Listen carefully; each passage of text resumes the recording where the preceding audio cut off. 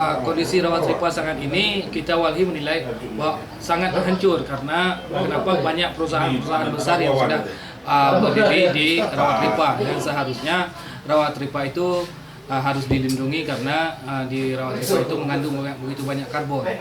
Juga menyangkut dengan rencana pemerintah terhadap untuk melindungi Rawatripa dijadikan daerah kawasan REDD.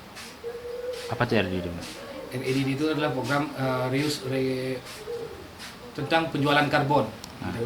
Program pemerintah untuk menjual karbon yang dikeluarkan oleh rawa gambut. Seperti juga yang sudah pernah diprogramkan oleh di kawasan Masin, di kawasan yang keduanya. Seberapa besarnya, Pak? Seberapa besarnya? Besarnya kita belum tahu berapa besarnya, tapi luas Rawatripa yang sekarang ini kan 6.000, tapi itu sudah dialihfungsikan menjadi lahan kelapa sawit semua.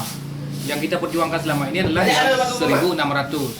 Itu karena dulunya itu daerah yang dilindungi dan rawanya melebihi dari 3 meter.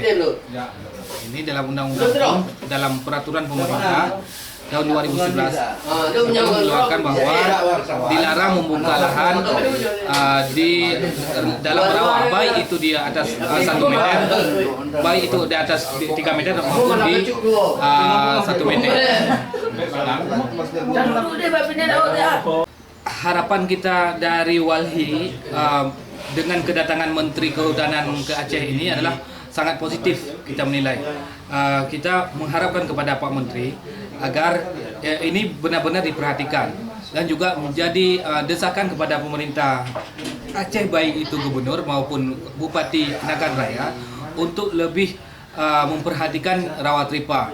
Ini bukan saja walhi yang meminta, tapi seluruh masyarakat Rawatripa meminta bahwa ini harus dilindungi dan dikembalikan hak-hak mereka, hak-hak hutan mereka kepada mereka supaya bisa hidup seperti semulanya. Dulu mereka mempunyai banyak yang pendapatan dari Rawatripa. Misalnya aja ada ikan-ikan, penghasilan dari ikan, juga dari damar, dari rotan yang terdapat di dalam hutan Rawatripa.